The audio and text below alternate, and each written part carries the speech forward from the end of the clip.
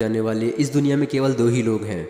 एक तो पूरी दुनिया की देखरेख करने वाले भगवान और दूसरे हनुमान जी के परम भक्त बागेश्वर धाम सरकार जी, जो कि अपने चमत्कारी कार्यों से लोगों को हैरत में डाल देते हैं। आए दिन इनकी वीडियोस यूट्यूब, फेसबुक समेत कई सोशल मीडिया प्लेटफॉर्म्स पर वायरल होती रहती हैं। कभी ये लोगों के झूठ को सामने लाते हैं तो कभी उनके अंदर के भूतों को भगाते हुए नजर आते हैं। हर कोई इनके चमत्कार को देखकर हैरान है। और अब तो मनोज तिवारी से लेकर अमिताभ बच्चन, ओझा सर से लेकर फिजिक्स वाला, यहाँ तक कि मोदी जी भी इनके फैन हैं। और तो और कहा जाता है कि बागेश्वर धाम सरकार का एक अदृश्य सेनापति भी है जो कि भूतों को भगाने में उनकी मदद करता है।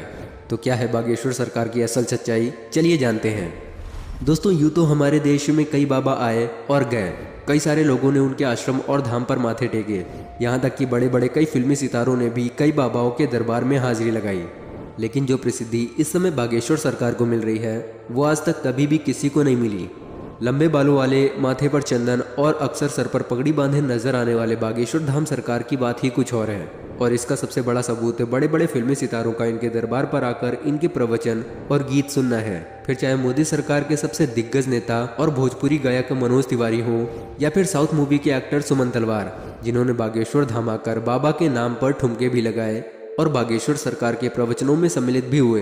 अभी हाल ही में सदी के महानायक अमिताभ बच्चन जी की भी एक वीडियो बहुत ज्यादा वायरल हो रही थी, जिसमें वो बैठकर बाबा के कीर्तन का आनंद ले रहे थे। पर दोस्तों, ये सब कुछ एक रात का चमत्कार नहीं है, बल्कि इसके पीछे एक ऐसे बच्चे के संघर्ष की कहानी छुपी हुई है, जिसके संघर्षों के बारे में जानकर आपके भी आंखों में आंसू आ जाएंगे। दोस्तों, वैसे तो सोशल मीडिया पर एक बार कोई वायरल हो जाता है तो उसकी जिंदगी बदल जाती है, पर बागेश्वर धाम सरकार तो हर हफ्ते वायरल होते रहते हैं। लाखों की संख्या में लोग अपना काम धाम छोड़कर उनकी बातें सुनने और उनके चमत्कारों को देखने में लग जाते हैं और अपने दुखों और कष्टों को दूर करने के लिए बागेश्वर धाम भी पहुंच जाते हैं। दोस्तों, ये सब कुछ अगर सच हुआ है तो बागेश्वर धाम के चमत्कारों की वजह से। कहते हैं कि बागेश्वर धाम पर स्वयं हनुमान जी की कृपा बनी हुई है, जिनकी सहायता से बागेश्वर धाम सरकार लोगों के मन की बात को जान लेते हैं और उसके बताने से पहले ही एक कागज पर उसकी समस्या और उसके उपाय लिख देते हैं, जिसके कई सारे प्रमाण आपने सोशल मीडिया पर वीडियोस के जरिए देखे होंगे। जब व्यासपीठ पर आकर कोई अपनी समस्या को बताता है तो बागेश्वर सरकार एक पर्चे को देकर वो पर्चा उस शख्स को पढ़ने के लिए कहते हैं। पर्चे को पढ़ने के बाद भक्तगण पूरी तरह से आश्चर्यचकित रह जाते हैं, क्योंकि जो दुख और परेशानियां उन्होंने बताई भी नहीं थी, उन परेशानियों के बारे में बाबा पहले से ही उस पन्ने पर लिख चुके थे। जिसके बाद वो सभी के सामने उस समस्या का उपाय भी बताते हैं और भक्तों को ये विश्वास भी दिलाते हैं कि भक्तों की समस्या दूर हो जाएगी। लेकिन बागेश्वर धाम सरकार काफ़ी सख्त मिजाज के भी हैं, क्योंकि अगर कोई उनके सामने झूठ बोलता है या फिर गलत नियत के साथ अपनी इच्छाएं लेकर पहुंच जाता है तो बागेश्वर सरकार उसकी पोल खोलने में भी कोई कसर नहीं छोड़ते। बागेश्वर सरकार जब दिव्य दरबार लगाते हैं तो भूत प्रेत की समस्याओं से ग्रस्त अलग अलग हरकतें करने वाले लोग उनके पास आते हैं और बागेश्वर सरकार उनके भूतों को चुटकियों में भगा देते हैं। क्योंकि जैसा कि अभी हमने आपको बताया कि बागेश्वर सरकार पर स्वयं हनुमान जी की असीम कृपा बनी हुई है। और ये तो आपने सुना ही होगा कि भूत पिशाच निकट नहीं आवे, महावीर जब नाम सुनावे। और महावीर से याद आया कि जो लोग भी हनुमान जी के परम भक्त हैं वो कमेंट सेक्शन में जय श्री राम लिखना ना भूलें। हनुमान जी के परम भक्त बागेश्वर सरकार का असल नाम पंडित धीरेन्द्र कृष्ण शास्त्री है, लेकिन लोग इन्हें बागेश्वर धाम सरकार या फिर बागेश्वर धाम वाले महाराज के नाम से जानते हैं। शास्त्री जी का जन्म 4 जुलाई 1996 को मध्य प्रदेश राज्य के छतरपुर जिले के एक छोटे से गांव गढ़ा में एक गरीब ब्राह्मण परिवार में हुआ था। अपने एक इंटरव्यू में उन्होंने बताया था कि जब वो 9 वर्ष के थे तभी से उन्होंने अपने दादा गुरु के कहने पर हनुमान जी की भक्ति, सेवा, साधना और पूजा करनी शुरू कर दी थी और उनका मन हनुमान जी की भक्ति के अलावा और किसी भी काम में नहीं लगता था।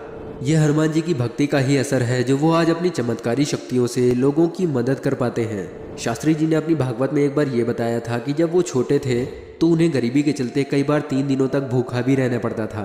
जहाँ शास्त्री जी का घर हुआ करता था वहाँ पर हनुमान जी का 300 साल से भी ज्यादा पुराना मंदिर मौजूद था और वहीं पर शास्त्री जी के दादा गुरु भी उनकी तरह दिव्य दरबार लगाते थे और लोगों की समस्याओं को दूर करते थे। पर इनके दादा गुरु की मौत के बाद वो दरबार खाली सा हो गया था।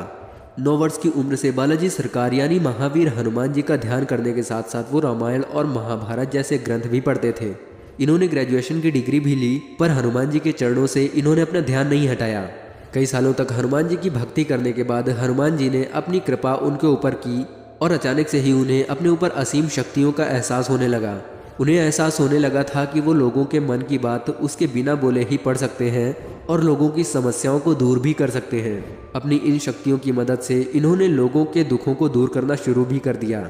इनको धीरे धीरे ये समझ में आने लगा था कि उनके पास उनके दादा गुरु की तरह ही दिव्य शक्तियाँ मौजूद हैं, जिसके बाद इन्होंने भी अपने दादा गुरु की तरह ही दिव्य दरबार लगाना शुरू कर दिया।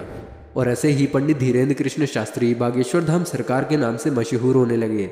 हर मंगलवार और शनिवार को ये दिव्य दरबार लगाकर लोगों के दुखों और उनकी तकलीफों का निवारण करते।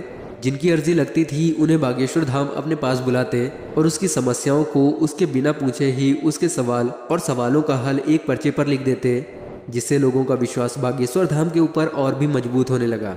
आपको ये बात जानकर हैरानी होगी कि शास्त्री जी भारत के अलावा अन्य कई देशों में भी दिव्य दरबार लगा चुके हैं और लाखों लोगों की मदद भी की है, जिसके चलते कई लोग तो इनको भगवान भी मान चुके हैं। कई महिलाएं तो इनकी खूबसूरती को देखकर अपना दिल हार चुकी हैं और इनकी एक झलक पाने के लिए दरबार में आती हैं। पर अपने सख्त मिजाज के लिए जाने जाने वाले बागेश्वर धाम सरकार इन सब चीज़ों से कोसों दूर रहते हैं और वो अपने दरबार में आने वाली सभी महिलाओं को अपनी बहन मानते हैं।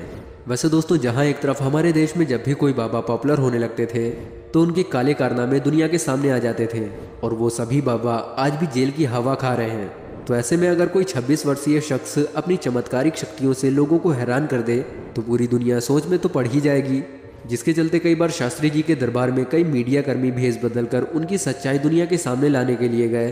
पर जैसे ही मीडिया वाले उनके द्वारा लिखे गए पर्चे को पढ़ते तो उनके पसीने छूट जाते, क्योंकि उस पर्चे पर उन पत्रकारों के बारे में यही लिखा होता था कि आप स्टिंग ऑपरेशन करने आए हैं। जिसके बाद सभी मीडिया वाले भी बागेश्वर सरकार के सामने नतमस्तक होकर वहां से चले जाते थे। वैसे दोस्तों, जो लोग बागेश्वर धाम नहीं गए हैं वो इनके चमत्कारों से या तो अनजान हैं या तो विश्वास नहीं करते।